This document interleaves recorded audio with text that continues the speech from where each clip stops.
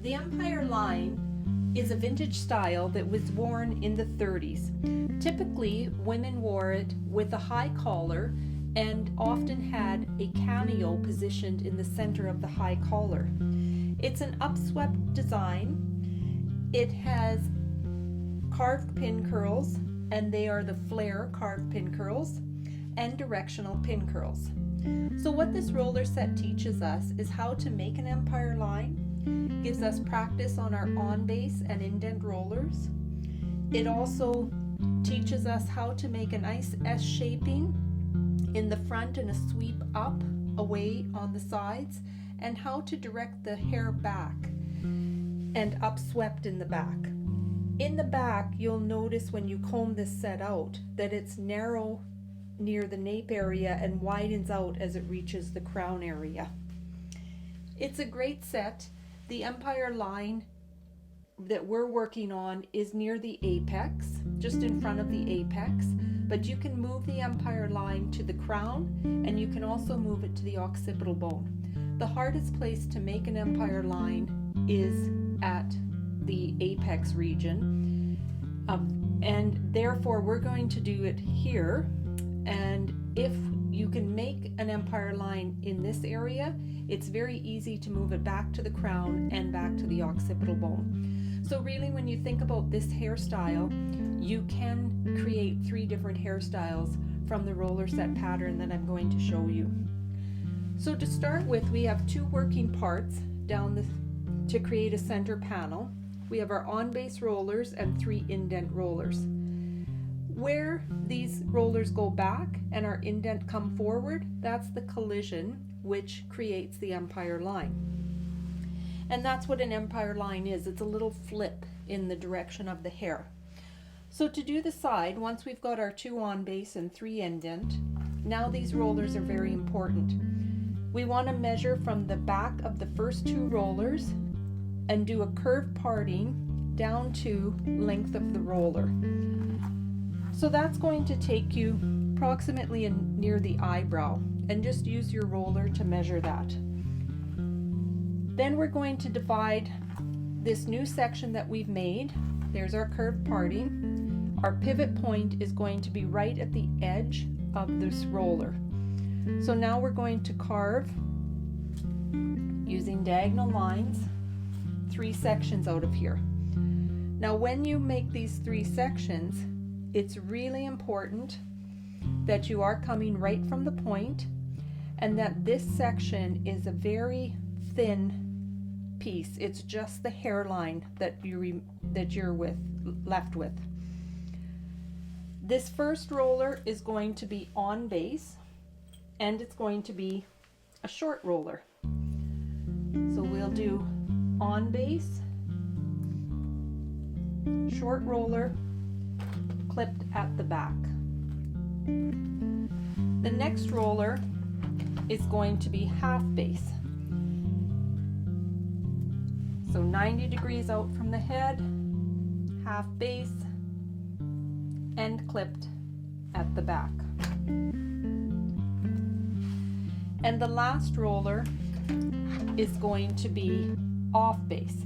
And you'll find you really don't have a choice with this because of the smallness of this section.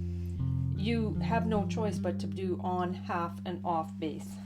And this one we use a long roller, and we're going to clip from the top. Now when you clip from the top, you have to make sure that you weave your clip through this hair, because it's such a thin amount of hair. You just kind of weave your clip through there, and you don't want to create a clip mark. So you don't want to have, if you can see that clip just flat on the hair, take it out and weave it through again. So we can see that this is going to create a bit of a curve, create our S shaping, and that is going to give us a nice forward sweep. And the rest of the hair is going to give us a nice back sweep. So when we go to do the next roller, we're going to go to the back of the next 2 rollers. So this curved line matched up with the first two rollers, and now we're matching up with the next two, so behind roller number 4, and we're going to go down and just follow the line that we have here for this curved part. It's like it's a road, and we just keep going and keep heading straight up that road. It's nice if you have invisible clips because they tuck inside your rollers and you won't have to work around them. I don't have invisible clips, so we just have to work a little bit and get this hair combed.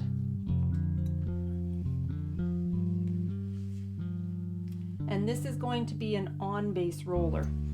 So a red roller again, on base. Now if your mannequin's a little bit short, you can go to silver. You can do this whole set with silver rollers, green rollers, whatever you need.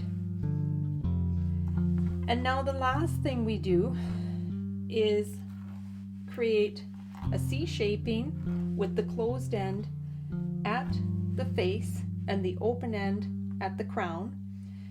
And we're going to line up a row of flare pin curls with the 5th roller. Sometimes it's nice just to place your finger right inside that roller to make sure that you are lined directly up with the roller. The diameter of your circle should be the same as the diameter of the rollers you're using. Then we place our finger, carve right along our finger, and you're going to have 4 to 5 pin curls in here. Form your circle and clip. Now if you need a refresher on your flare pin curls, you'll find that video under D5, and that can give you a little refresher on flare pin curls. We roll up, clip with just the tip,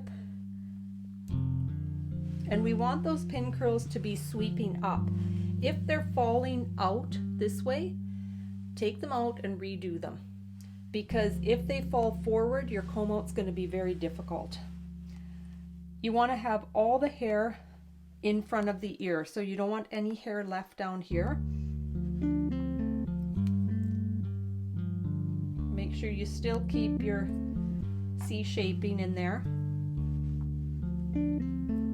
Ribbon that hair, and you don't need a super strong C shaping for this. You just want to make sure that those pin curls are staying up. Just going to turn her a bit so I'm at the right angle.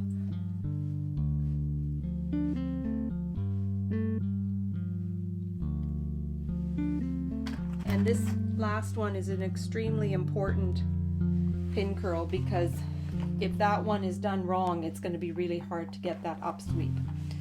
Now the other side is exactly the same as what I just did. So you've got your two short rollers, on base, half base, and off base, clipped at the back, clipped at the back, clipped at the point. And then you've got your filler roller on a diagonal and your flare pin curls. Remember, we used the first 2 rollers to make this curved section, the next 2 rollers to match up this roller, and the 5th roller to match up your flare pin curls. And now when we do the back, remember it's an upswept back. So what we're going to be doing in the back is going from pin curl to pin curl. So for the first one, we're going to make a curved parting. And remember, we talked about lines, or when you're learning about your theory, you should have learned about vertical lines and horizontal lines and diagonal lines and curved lines. Well, this is the first roller set that we're using curved lines in. So we're going from first pin curl to the first pin curl on this side. And then we're going to go from the second pin curl to the second pin curl, and then from the third to the third. And every curved line we put, we're going to put a roller. As we put those rollers in, there's going to be some drag on the sides, and we want that drag. It helps us with our upsweep. And in the nape area, we're going to put directional pin curls. So I'm just going to go ahead and make my curved partings. Your curved parting shouldn't be wider than the diameter of the roller you're using. So remember, we curve from one pin curl to the other. So the first pin curl, we want the diameter of a roller, and we're going to take all this hair and bring it together in towards the middle, but don't squish it. Okay, you don't want to have it take forever to dry, and sometimes if we squished it in, it would take too long to dry. So you still want it fanned out, and now we're going to do an indent roller.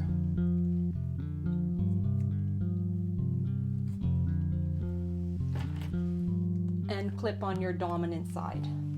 Okay, so you see what I mean about this little bit of drag? That's what we want. So now we're going from the second pin curl to the second pin curl.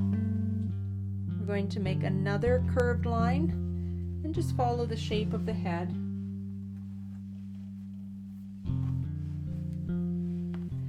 And in that curved line, we're going to put a short, long, short roller. So we're going to start off with our short one, and you'll notice it looks like more hair, but when I pick up this hair here, it's not really that much more hair, but we need to put a little bit more hair in that section. And I'm also, to get the drag, and I'm also going to be using a size smaller roller, just because the mannequin gets a little bit shorter. And if your mannequin doesn't get shorter, you can just keep using the red rollers. If you're using silver rollers, you would switch to green. So another indent. So all these rollers are indent.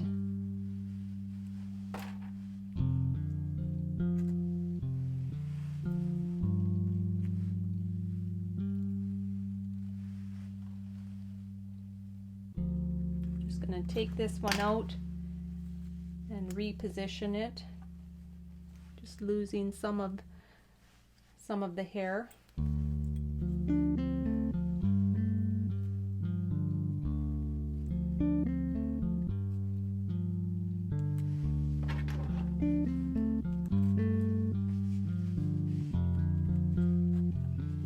And then your last one,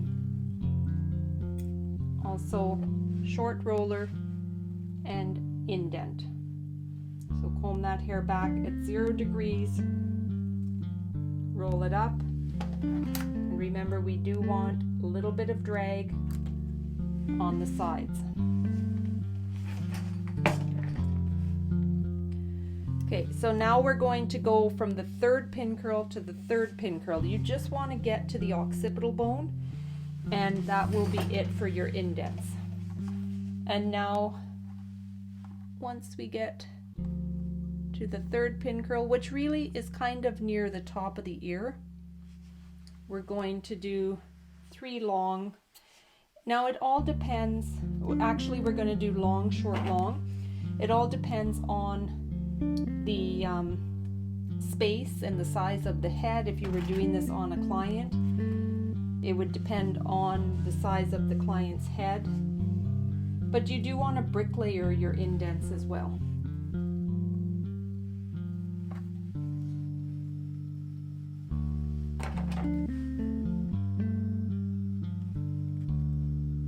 So I've got long, short in the first row there, and then long, short, long. And it can vary. The important thing is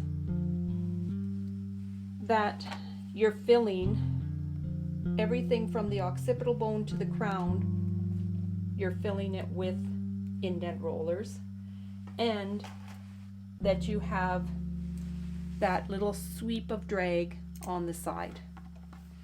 Okay, so once we've got that done, now we're ready to start our directional pin curls. And if you need a refresher on directional pin curls, that's video D7. If you remember from when we practiced directionals, we start in the center with a triangle base. So once you have that triangle base, you're going to let that first one fall to either side, and remember that you have to have your stem sweeping upward. So you want to see that stem going up. And then we're going to do a diagonal down and then a diagonal up, and just keep going. Diagonal down, diagonal up, and interlock those triangles. Everything is going to sweep towards the middle and out, just like in video D7. Okay, so I'm going to finish that off, and we're going to fill the bottom with directional pin curls.